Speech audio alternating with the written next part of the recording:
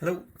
In this video, I want to try and demonstrate something that I feel is the difference between the road use in Japan versus road use in Canada or the US.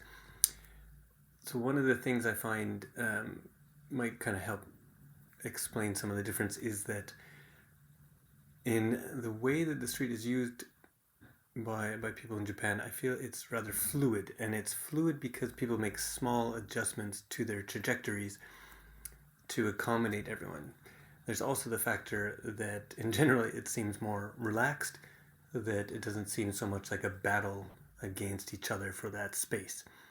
So one of the things that I feel I kind of catch myself feeling initially was that as a cyclist or a road user, you kind of have your trajectory, and you have that space, and you feel like if anyone goes into that space, like that trajected space, that you've been almost slighted. So this is that idea of being cut off. But in Japan, I feel that people are just kind of giving like a small concession to others. They're looking to others, and this leads to kind of a fluid use of the space. A lot of the space that I'll be showing is a typical residential street that you can see in this image here that will start.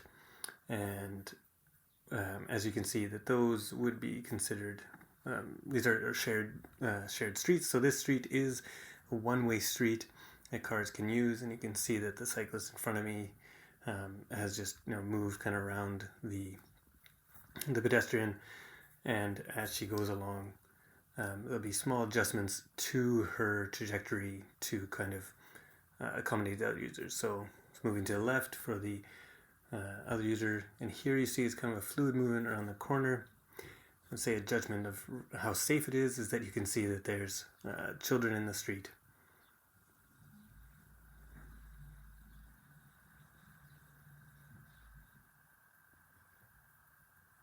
Something else I feel that I notice is a difference is that pedestrians aren't kind of constantly looking over their shoulder when they're making of movement into a new area.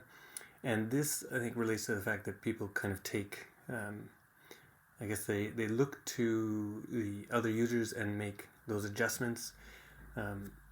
Something else possibly is that the car drivers are really told to take due care when they're driving, and that they are the source of the danger, which is a bit different than often what's kind of in North America, where it's like, oh, like you need to take care of yourself. And this is often put onto children in North American context, even though the source of the danger is the adult using the car. So it's something a bit hard. So there, the old man just, as you saw, like came out of the intersection and just kind of crossed. Wasn't necessarily like checking over the shoulder and stopping to let the faster vehicle go by. That they just use their space. They continue along a straight trajectory. So here you'll see the cyclist just kind of comes out into the space, knowing that the other users on the street are looking to them. So here there's a Coke truck that's parked. The vehicle that's coming towards me slows down to a stop to let me go by, and then they use the space. Again, crossing the street in this case, so I'm on the left and they shouldn't, that's kind of like, if you will, where I should be, and the other cyclists just kind of move to the side. Here there's actually an emergency vehicle. And in this instance, there's actually a man you can see on the, possibly see with a little white helmet there and the blue top. So he is directing traffic in this instance because there is an emergency vehicle and the space is quite narrow. So here you see there's pedestrians on the side, and the car moves because it knows that I'm going to kind of go in between it and the pedestrians, or the car driver, I should say, move to the side. So here's a more complicated situation. We have pedestrians, we have cars, we have a bike coming towards me. Everyone just kind of slows down, negotiates. Nobody comes to a full stop. You just kind of, you adjust the speed and you go slowly, and through those slow speeds, the danger is reduced and kind of continuous movement is possible.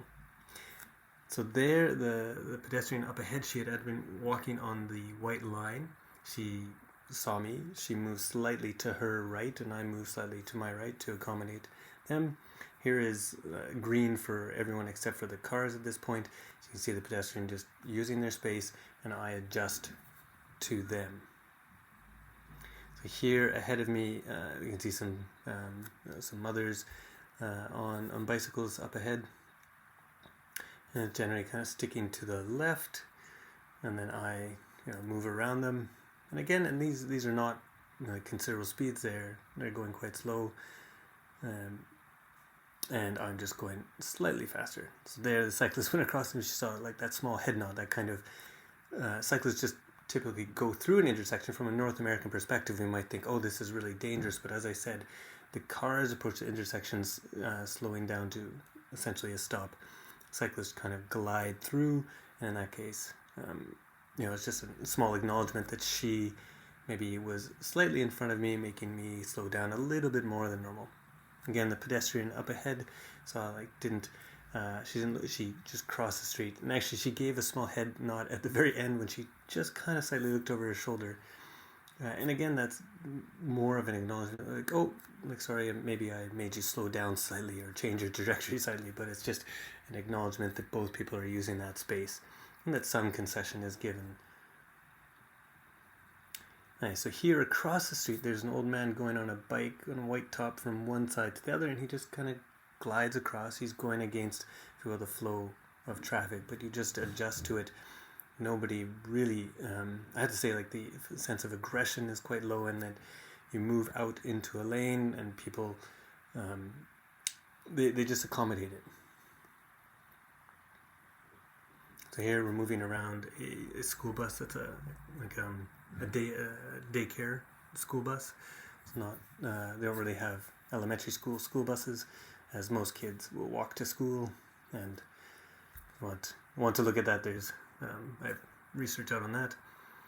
The car here had anticipated the cyclist going around the post and had moved out. The cyclist actually went between the post and the building, but the car had seen her and had anticipated that change. So here we have two buses using this narrower space.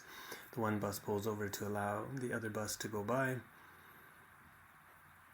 and the cars along with it. Right, so here we have in front of me, so we're catching up to some cyclists, and you can see that the general speed is quite low, very leisurely cycling, if you will.